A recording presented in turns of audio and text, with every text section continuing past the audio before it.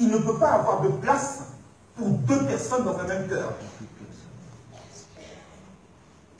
Soit nous aimons Dieu, soit nous aimons maman. Et aimer notre Seigneur Jésus-Christ d'un amour inaltérable. Déjà, remarquez bien, notre adjectif possessif. Si quelqu'un appartient au Christ, il se détourne du mal. Seigneur, il reconnaît sa divinité. Jésus, l'homme, qui est venu, qui s'est fait chair pour sauver. Et Christ le loin.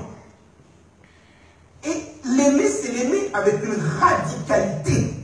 On parle de radicalisation, et dans les églises, malheureusement, j'ai l'impression que la cure de déradicalisation a commencé parce qu'il n'y a pas de résolution. Or, nous devons être radicaux dans notre façon d'aimer notre Dieu. Tu aimeras ton Dieu de tout ton cœur, le ciel des émotions, de toute ton âme, ce qui s'élève auprès de Dieu, de toute ta pensée, ton intellect et de toute ta force. C'est une radicalité, ce caractère inaltérable, c'est-à-dire que le temps et les circonstances ne peuvent pas arrêter cet amour qui grandit comme une flamme de plus en plus.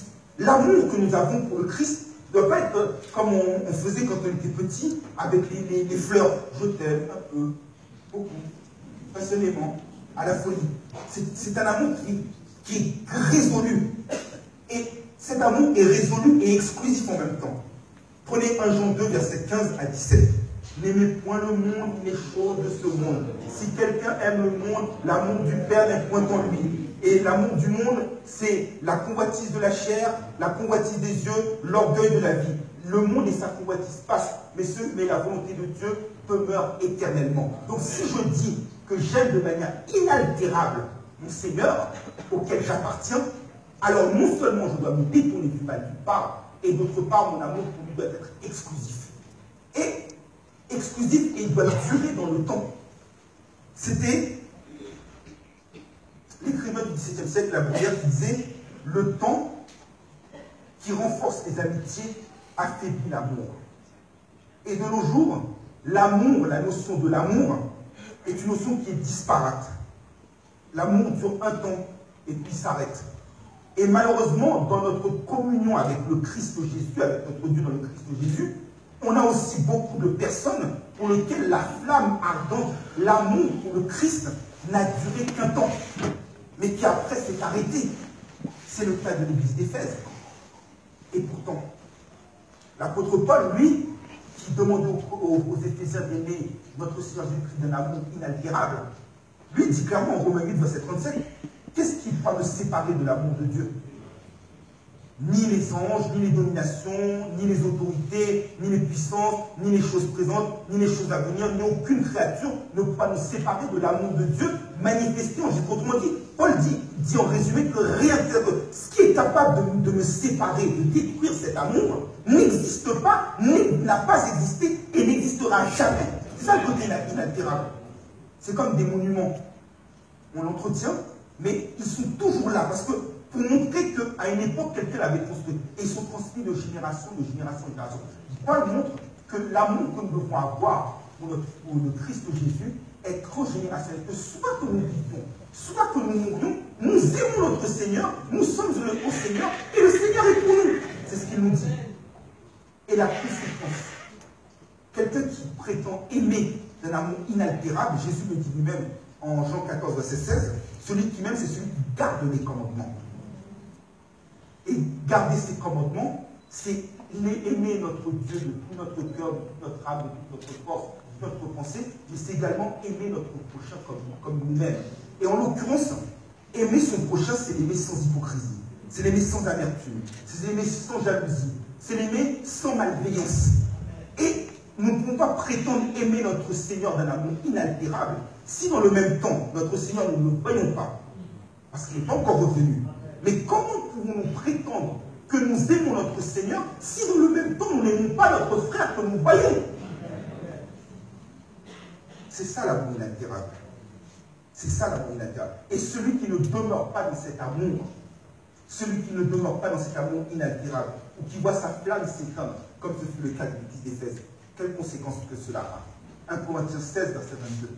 Si quelqu'un n'aime pas le Seigneur Jésus-Christ, qu'il soit déclaré anathème. Maranatha, ajoute également l'apôtre Paul. Anathème, en ce sens qu'il est déclaré comme étant maudit, comme étant exclu de la communauté de Dieu, comme étant condamné à l'enfer, parce que sa profession de foi verbale ne correspond en rien à ce qu'il vit dans son cœur, à ce qu'il vit dans sa vie.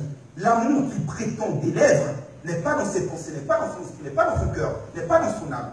Et donc, il n'a rien, il n'a aucune part, parce que là, souvent, on prétend avoir un évangile gratuit, bon marché. Mais là, Paul pose une condition.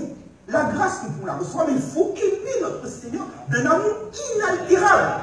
De que rien ne peut venir le modifier. En quelque sorte, j'ai envie de dire que cet amour doit être dans nos cœurs comme une tache indélébile. Je ne sais pas si vous voyez lorsque vous allez acheter des vêtements, par exemple, il y a une espèce de pastille. Si cette pastille s'ouvre et qu'elle tombe sur le vêtement est marqué à vie. Notre amour doit être, notre vie doit être marquée à vie par l'amour du Christ. Quel que soit ce qui se passe, elle doit être comme une cicatrice positive qui doit nous aider à aimer et à nous souvenir éternellement du Christ. Et ainsi, nous verrons sa gloire. Alors qu'à l'inverse, Adam et Ève n'ont pas conservé le commandement, ils n'ont pas aimé Dieu comme ils devaient l'aimer. Ils ont été chassés du jardin d'Éden, c'est la présence de Dieu, et ils ont subi la mort, l'enfantement dans la douleur, l'obligation de travailler, et tous les péchés qui s'en suivent avec leur cortège de catastrophes. C'est ainsi que notre Dieu nous appelle à nous autres, dans cette fin d'année, à prendre la résolution par avance, à l'aimer vraiment, à l'aimer réellement, à l'aimer véritablement, à l'aimer exclusivement et à l'aimer éternellement. Ainsi donc, pour terminer mes frères et sœurs dans le Christ Jésus, ce matin, nous entrons de plein pied dans la fin de cette année 2016.